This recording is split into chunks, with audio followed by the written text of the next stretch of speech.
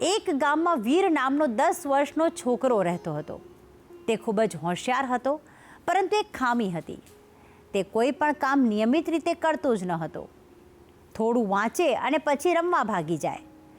તેના પિતા ઘણીવાર તેને સમજાવતા કે જીવનમાં જો મોટું બનવું હોય તો પહેલાં પોતાને કાબૂમાં રાખતા શીખવું પડે. પરંતુ વીર એ વાતને ગંભીરતાથી લેતો જ ન હતો.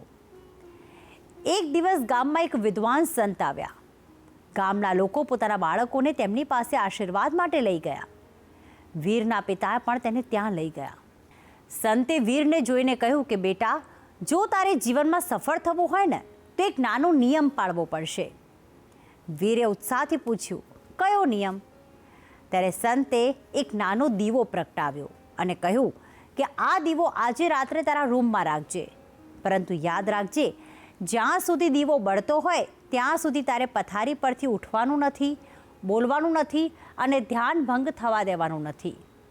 વીરને લાગ્યું આ તો કેટલું સરળ કામ છે. રાત્રે તે દીવા સામે બેસી ગયો.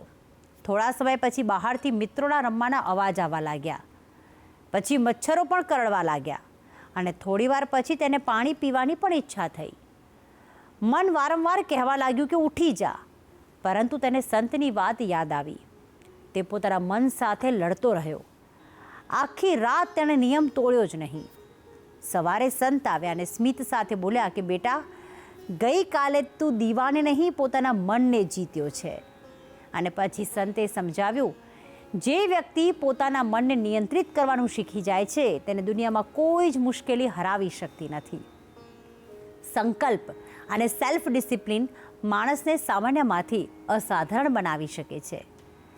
તે દિવસ પછી વીરના જીવનમાં એક મોટો બદલાવ આવ્યો. તે નિયમિત અભ્યાસ કરવા લાગ્યો, સમયનું પાલન કરવા લાગ્યો અને વર્ષો પછી એ જ છોકરો ગામનો સૌથી સફળ વ્યક્તિ બન્યો. આ વાત એ શીખ આપે છે કે સફળતા એક દિવસમાં નથી મળતી, પરંતુ દરરોજના અનુશાસનથી ચોક્કસ મળે છે. અને હવે આ વાત એક સુવિચાર દ્વારા પણ સમજી લઈએ.